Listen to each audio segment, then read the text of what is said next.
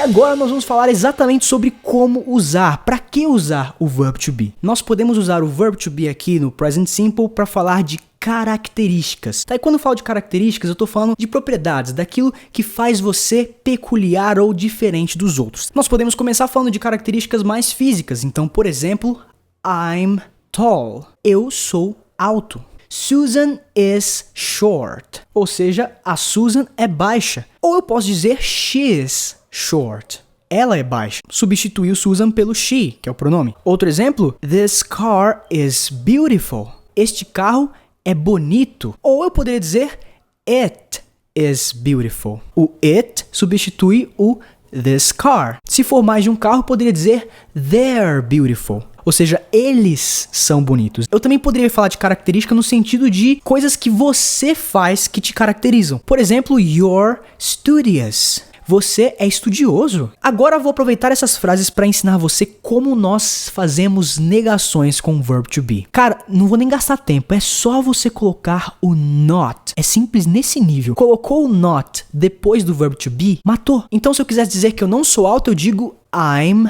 not tall. She's not short. It's not beautiful. Eles não são bonitos, they're not beautiful. Mas ainda tem outra forma. Você pode fazer a fusão do verb to be mais o not. Isso não funciona muito bem com o I am, tá? Só que com os outros funciona. Então, por exemplo, eu vou dizer she isn't short.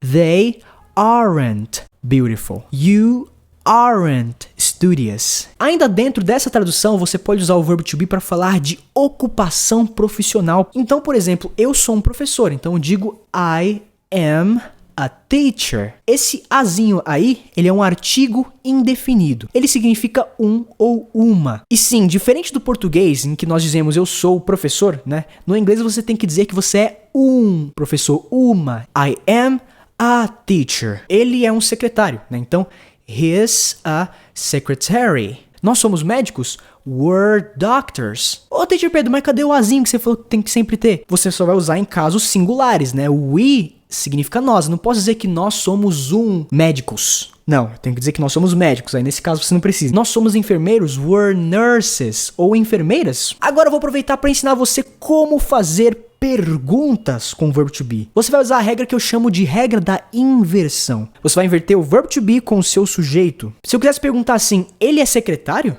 Is he a secretary? Se um dia eu perdesse minha memória e perguntasse assim, nós somos médicos? Are we doctors? Ou nós somos enfermeiros? Are we nurses? Se um dia você ouvir um médico ou um enfermeiro falando isso, eu acho que você não tá no hospital, amigo. Eu sou um professor? Am I a teacher? Se você quiser perguntar, você é professor?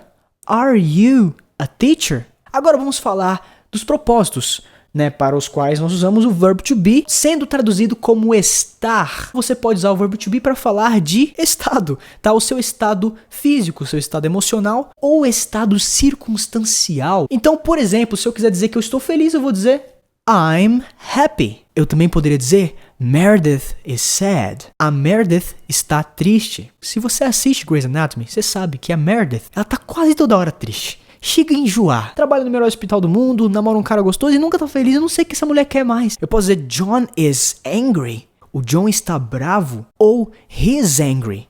Ele está bravo. Are John and Susan tired? O John e a Susan estão cansados? Que também poderia ser Are they tired? Se eu quisesse falar de estar animado, por exemplo, nós estamos muito animados.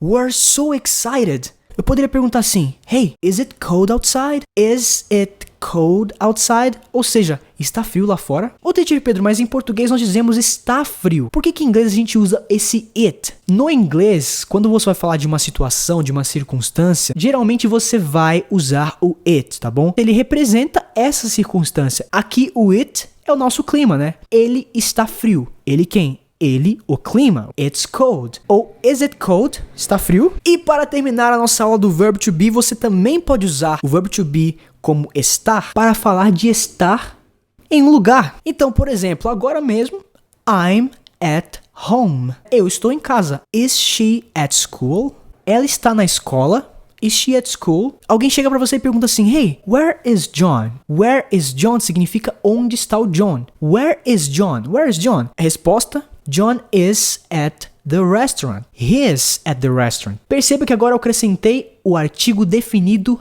the, at the restaurant. E o the significa o ou a, mas ele também pode ser usado pro plural. Os e as, tá bom? Por que a gente não usou o the quando falou de escola e de casa? Porque escola e casa são lugares considerados muito comuns. Agora, quando você fala de lugares que não são tão comuns de se estar, e também quando você quer ser específico, você quer falar de um lugar específico, você também vai usar o the. He's at the restaurant. E chegamos ao fim da nossa aula sobre o verb to be. E aproveita que tem exercício para você praticar o seu verb to be na descrição desse vídeo. Se você gostou desse vídeo, por favor, não se esqueça de curtir, porque isso ajuda muito o meu canal a crescer. E se você ainda não é inscrito, inscreva-se, ative o sininho para que você possa ficar sabendo das novidades que virão por aqui no canal. E se você conhece alguém que está estudando inglês assim como você, compartilhe esse vídeo, porque isso ajuda muito o meu canal a crescer. Tudo isso que eu falei ajuda muito o meu canal a crescer. O Teacher Pedro fica por aqui. Thank you very much. See you around.